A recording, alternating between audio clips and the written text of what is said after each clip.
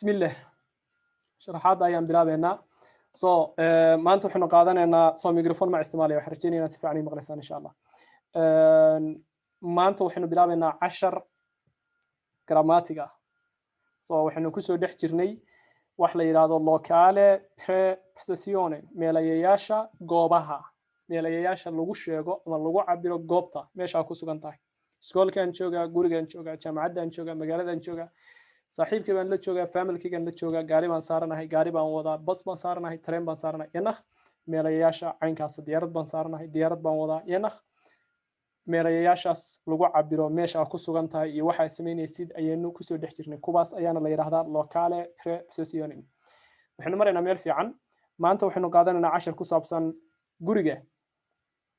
gurigan jooga gurigan tagay gurigan u raacay gurigu igu casumay gurigan ka imi gurigan gelaya ereya caynkaasa ayaynu qaadanaynaa si aynu markaa hadal sax ah u dhisno waxaynu u baahanahay shantan meelaye ama preposizione su in nach von bei shantaas aan calaamada gaarka idin geliyay si gaar ah u calaamadsada maxaa yeelay waa local prepositionka aan maanta ku isticmaalayno 10keena waa kuwa loo isticmaalo guriga marka guri ka hadlaysid saddexdan shantan ayaa la isticmaalaa hore waxaan idin soo baray markaynu maraynay marka ka hadlaysid wadan oo kale saddex ayaan idin yiri ayaa la isticmaalaa Ich bin in Deutschland. Ich komme aus Somalia oder aus Deutschland. Und ich fahre oder ich fliege nach Deutschland, nach Somalia. maxaynu haysanay in, aus iyo nach. saddexdaa waxaynu niri waxa loo isticmaalaa marka aad ka hadlaysid wadan. hadda waxaynu baranaynaa 5 loo isticmaalo marka ka hadlaysid guri. 5 la isticmaalo marka aad guri ka hadlaysid. أيضاً الوانك 10 وحويان prepositionen meelayaasha die man zu Hause benutzen kann meelayaasha guriga loo isticmaali karo meelayaasha guriga loo isticmaali karo oo kala ah su in nach von iyo bei aan 10keena guda galno wo bist du qof baa ku soo wacay xagee joogtaa wo bist du oder wo bist du xagee joogtaa ich bin zu Hause guriga ayaan joogaa Ich bin zu Hause. Si aan u sheegno guriga inaan joogno ich bin Hause iguma filla waa inaan suu ku laro si aan u caddeeyo meesha aan joogo ich bin zu Hause guriga ayaan joogaa qof guriga kula jooga ayaa ku weydiiyey xagee ayaad joogtaa guri markii laga hadlayo lagama hadlayo daarta kaliya ku jirtid ee waxa laga hadlayaa beerta guriga dhismaha qaybaha kala duwan ee gurigu uu leeyahay ilaa beerta guriga intaas oo dhan waxa la isku yiraahdaa zu Hause intaas oo dhan waa zu Hause qof marka guriga kula jooga ama ku og ina guriga joogtid ayaa ku weydiiyay xagee joogtaa banaanka ayuu kala hadlay xagee ayaa joogtaa gurigan ku jira aydan gurigan jooga iyo gurigan ku jira af Soomaaliga waa laba kelmadood oo kala duwan sidoo kale afka Jarmalka aydan gurigan jooga waxa weeye ich bin zu Hause gurigan ku jirana ich bin im Haus marka leedahay gurigan ku jira qof beerta jooga ama guriga banaankiisa jooga ayaa ku dhawaaqay wo bist du kumeeyi ich bin im Haus gurigan ku jira ich bin im Haus guriga ayaan ku jira markan maaha gurigan jooga sababtoo qofkan uu ku og yahay inaad guriga joogtid sababaad u tiraahday gurigan jooga ma jirto aydan markan waxa leedahay gurigan ku jira ich bin im Haus marka maxaynu u baahanahay im ayaynu isticmaalaynaa im waynu garanaynaa faishmolsen idqaam ayaa la sameeyay prepositionkan wadanaana waa in waynu isla garanaynaa aydan ich bin zu Hause guriga ayaan joogaa ich bin im Haus guriga ayaan ku jiraa wo gehst du adoo socda oo meel u socda baa qof ka horiyay wo gehst du xagee u socotaa ich gehe nach Hause guriga ayaan u socdaa ich gehe nach Hause maxaan u baahanahay nach haddaynu ka tagno iyadana hadalkeenu ma saxnaya nach ayaan u baahanahay ich gehe nach Hause guriga ayaan u socdaa guriga hortiisa adigoo jooga oo guriga inaad gashid raba ayaad qof wax rabtay inaad tirada gurigan gelaya gurigan u socdaa iyo gurigan gelaya waa laba kelmadood oo kala duwan af Soomaaliga haddaan anigoo guriga gelaya ku raado gurigan u socdaa waxaad isweydiinaysaa xaguu ugu socdaa guriga wuuba jooga sidoo kale ana guriga u socda haddaan ku raado gurigan gelaya gurigiisa xaguu ku yaala ayaad isweydiinaysaa sidaa darteed waa inaad kala saartaa gurigan u socdaa iyo gurigan gelaya seen halkaba soo kala saarnay gurigan jooga iyo gurigan ku jira aydan ich gehe nach Hause gurigan u socdaa ich gehe ins Haus gurigan gelaya guriga hortiisa taagan tahay qof baa wada hadlaysan wada sheekaysanaysan war hebel oo khayr baan ku rajaynayaa gurigan gelaya ich gehe ins Haus ich gehe nach Hause halka ma isticmaali kartid sababta guriga waad joogtaa beerta gurigaad joogtay banaanka gurigaad qof kula hadlaysay waxaad rabtaa inaad guriga gashid maxaa isticmaalaysaa ins ich gehe ins Haus gurigan gelaya ich gehe ins Haus gurigan gelaya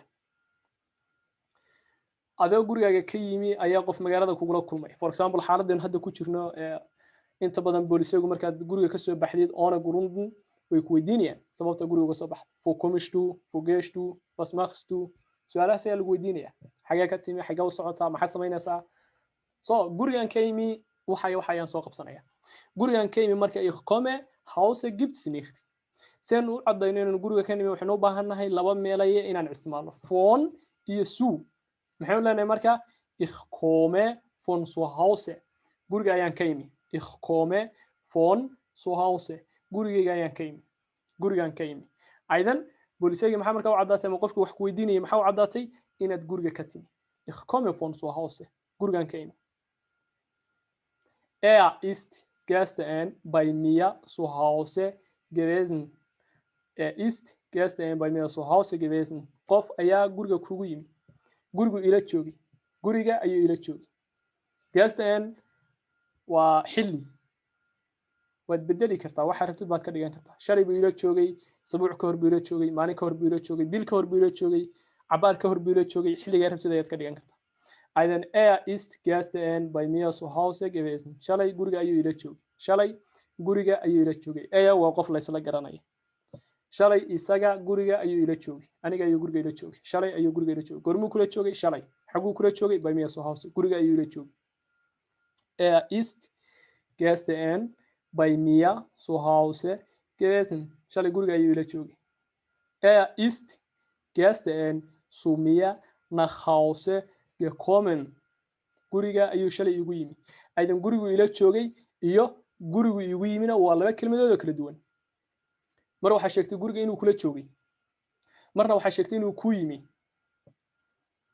qofku waa bedeli kartaa saaxiibkayba ii yimi saaxiibadayba ii timi saaxiibadayba ii yimi familkayga ii yimi familkayga la joogay familkaygan la joogay saartid baad ka dhigan kartaa bayshbil ahaan ayaan u soo qaadanayaa isaga waynu isla wada garanaynaa aydan ist gestern zu mir nach Hause gekommen shalay guriga ayuu igu yimi shalay guriga ayuu igu yimi ist gestern bei mir zu Hause gewesen shalay guriga ayuu ila joogay aydan ila joogay maxaynu isticmaalnay bei iyo zu gurigu ila joogay labadaas meelay ayaan isticmaalnay gurigu igu yimi sidoo kale waxaan isticmaalnay zu iyo nach ila markan uu ku yimi ist zu dir nach Hause gekommen ja dann sagen wir ist gestern zu mir nach Hause gekommen shalay guriga ayuu igu yimi shalay guriga ayuu igu yimi ich bin heute Nachmittag mit meinem Freund zu ihm nach Hause gegangen ich bin heute Nachmittag mit meinem Freund zu ihm nach Hause gegangen. Hier habe ich falsch geschrieben. Freunde muss man groß schreiben. Freund ist ein Name. So, Freund. Saaxiibkay. So, maanta gelinkii dambe ama galabta saaxiibkay ayaan u raacay gurigiisa. Gurigu igu yimi, gurigan ugu tegay iyo gurigu ii soo raacay ama gurigan u raacay waa laba hadal oo kala duwan. Mar wuxuu sheegay inuu guriga ugu yimi, mar wuxuu sheegay inuu guriga la joogay, markana wuxuu sheegayaa inuu gurigiisa u raacay. isaga raacay saaxiibkiis gurigiis ayuu raacay ich bin heute Nachmittag mit meinem Freund zu ihm nach Hause gegangen maanta gelinkii dambe ama galabta saaxiibkay ayaan gurigiisa u raacay galabta saaxiibkay ayaan gurigiisa u raacay dabadeedna maxaa dhacay kasii sheekay maanta saaxiibkay ayaan gurigiisa u raacay saaxiibaday ayaan gurigeeda u raacay familkayga ayaan gurigooda u raacay hebel ayaa gurigayga ii soo raacay waad bedeli kartaa so ich bin heute Nachmittag waqtiga waad bedeli kartaa shalay baan u raacay bil ka hor sabuuc ka hor xilligaa rabtida ayaa ka dhigan kartaa ich bin heute Nachmittag mit meinem Freund zu ihm nach Hause gegangen. Galabta saaxiibkay ayaan gurigiisa u raacay. Er hat mich bei ihm zu Hause eingeladen. Er hat mich bei ihm zu Hause eingeladen. Gurigiisa ayuu igu casumay. Gurigiisa ayuu igu casumay. Er hat mich so eingeladen. Waxay ka timi eingeladen waa perfect ama ficil tigi. waa casumaad macnaheed afka Soomaaliga ah. Aydan macnayaal kalena way samaysaa. laakiin macnaha ay caanka ku tahay waa casumaad. Aydan gurigiisa ayuu igu casumay. Er hat mich bei ihm zu Hause eingeladen. Gurigiisa ayuu igu casumay.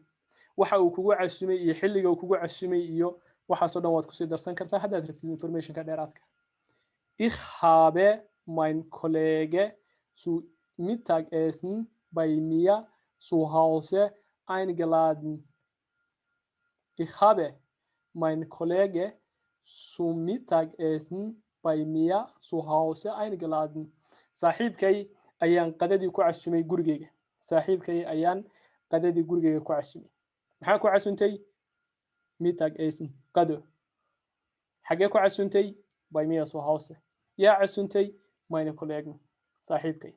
Ich habe meine Kollege zum Mittagessen bei mir zu Hause eingeladen. Saaxiibkay ayaan cashadii saaxiibkay ayaan qada gurigeyga ku casumay. waxaan rabay inaan ku daro